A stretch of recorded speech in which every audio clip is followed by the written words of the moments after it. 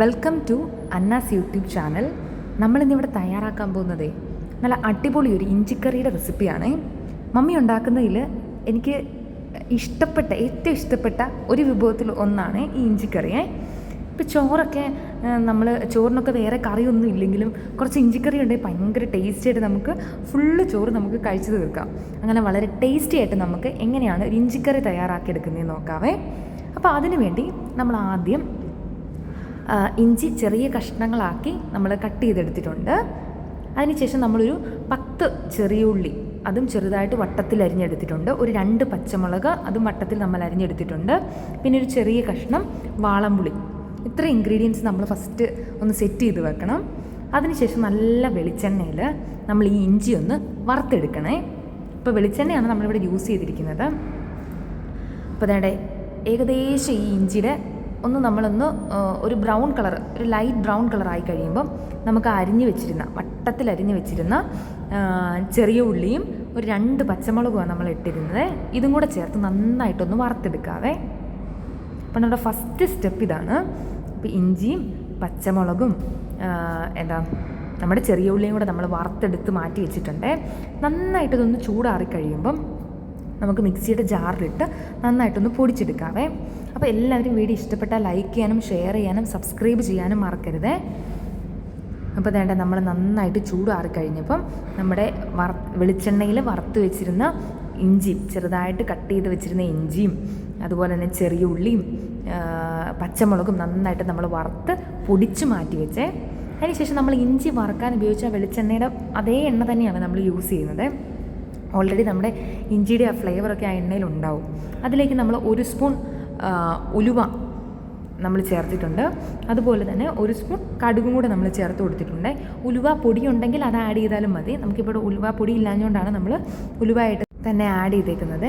അതിനുശേഷം നമ്മൾ 2 വറ്റൽമുളകും കൂടെ നമ്മൾ ആ എണ്ണയ്ക്കകത്തേക്ക് ഇട്ട് കൊടുക്കുകയാണ്. ഇപ്പോൾ വറ്റൽമുളകിൻ്റെ ആ ഫ്ലേവറൊക്കെ നമ്മൾ ആ എണ്ണയ്ക്കകത്തോട്ട് ഇറങ്ങണം. ആ എരിവൊക്കെ നന്നായിട്ട് ആ എണ്ണയ്ക്കകത്തോട്ട് ഇറങ്ങി വരുമേ. അപ്പോൾ നമ്മുടെ വറ്റൽമുളകും പിന്നെ നമ്മൾ ഒരു പിടി ആവശ്യത്തിനുള്ള കറിവേപ്പിലയും കൂടെ നമ്മൾ ഇട്ട് കൊടുത്തിട്ടുണ്ട്. കറിവേപ്പിലയും കൂടെ ആ എണ്ണയ്ക്കകത്ത് കിടന്ന് നന്നായിട്ട് മുരുമുരാന്നായി വരണം. അപ്പോൾ നമ്മുടെ ഉലുവായും കടുകും വറ്റൽമുളകും കറിവേപ്പിലയൊക്കെ ഒന്ന് ഏകദേശം ഒന്ന് മൂത്ത് കഴിയുമ്പം നമ്മൾ 1 സ്പൂൺ എരിവുള്ള മുളക് പൊടിയാണ് ചേർത്തിരിക്കുന്നത്. 1/2 സ്പൂൺ മല്ലിപ്പൊടിയും കൂടെ നമ്മൾ ചേർത്തിട്ടുണ്ട്. ഇതും കൂടെ നമ്മൾ ആ എണ്ണയ്ക്കകത്തിട്ട് ഒരു പച്ചമണം മാറുന്നത് വരെ തീ സിമ്മിലിടണേ. പൊടികളൊക്കെ ചേർക്കുമ്പോൾ തീ സിമ്മിലിട്ടിട്ട് തന്നെ ചേർക്കാനായിട്ട് വിട്ടുപോകരുത്, അതിൻ്റെ പെട്ടെന്ന് പൊടികൾ കരിഞ്ഞു പോകും. അതിനുശേഷം നമ്മൾ വാളംപുളി ഓൾറെഡി വെള്ളത്തിലിട്ട് വെച്ചിരുന്ന വാളംപുളിയുടെ വെള്ളമാണ്, അത് നമ്മൾ അതിലേക്ക് ഒഴിച്ചു കൊടുക്കണം.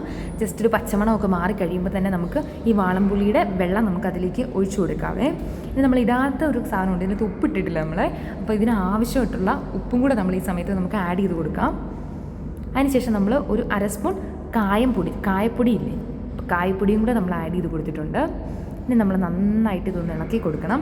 ഇനി നമ്മൾ ഇതിലേക്ക് വെള്ളം നമുക്ക് വേണമെങ്കിൽ തന്നെ ചൂടുവെള്ളമേ ഒഴിക്കാവുള്ളേ. നമ്മൾ തണുത്ത വെള്ളം ഒരിക്കലും ഇതിലേക്ക് ഒഴിച്ചു കൊടുക്കരുത്. അപ്പോൾ നമ്മൾ ചെറിയ ചൂടുവെള്ളമാണ് നമ്മൾ ഇതിലേക്ക് ഒഴിച്ചു കൊടുക്കുന്നത്.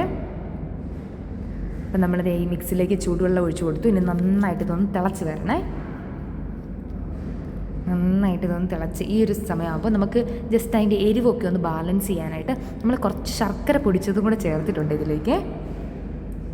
അപ്പോൾ നമ്മുടെ ശർക്കര പൊടിച്ചതും കൂടെ ചേർത്തതിന് ശേഷം നമ്മൾ പൊടിച്ചു വെച്ചിരുന്ന നമ്മൾ വെളിച്ചെണ്ണയിൽ പൊടിച്ചു വെച്ചിരുന്ന ഇഞ്ചിയും അതുപോലെ ചുവന്നുള്ളിയും നമ്മുടെ പച്ചമുളകും എല്ലാം കൂടെ നമ്മൾ വറുത്ത് നമ്മൾ പൊടിച്ചു വെച്ചിരുന്ന സാധനങ്ങളെല്ലാം കൂടെ നമ്മൾ ഈ മിക്സിലേക്ക് ചേർക്കുകയാണ്. ഇനി നന്നായിട്ട് ഇതൊന്ന് തിളച്ച് കുറുകി വരണം. അപ്പോൾ നമ്മുടെ ശർക്കര നമ്മൾ ആഡ് ചെയ്ത് എന്താണെന്ന് വെച്ചാൽ ഇതിൻ്റെ ഒരു മധുരം ഒന്ന് ബാലൻസ് ചെയ്യാൻ വേണ്ടിയാണ്.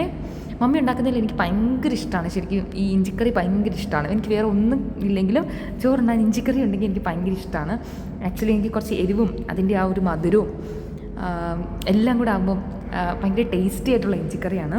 അപ്പോൾ ഇങ്ങനെ വളരെ ടേസ്റ്റി ആയിട്ട് എനിക്ക് ആക്ച്വലി അത് പറയാനറിയില്ല, നല്ല ടേസ്റ്റി ആയിട്ടുള്ള ഇഞ്ചിക്കറി നിങ്ങളെല്ലാം തയ്യാറാക്കി നോക്കണം. വീഡിയോ ഇഷ്ടപ്പെട്ടാൽ ലൈക്ക് ചെയ്യണം, ഷെയർ ചെയ്യണം, സബ്സ്ക്രൈബ് ചെയ്യണം. അപ്പോൾ എല്ലാവരും മറക്കാതെ സബ്സ്ക്രൈബ് ചെയ്യണേ. ഇതുപോലുള്ള വീഡിയോസ് നമ്മൾ ഇനി അപ്ലോഡ് ചെയ്യുന്നുണ്ട്. അപ്പം ബൈ.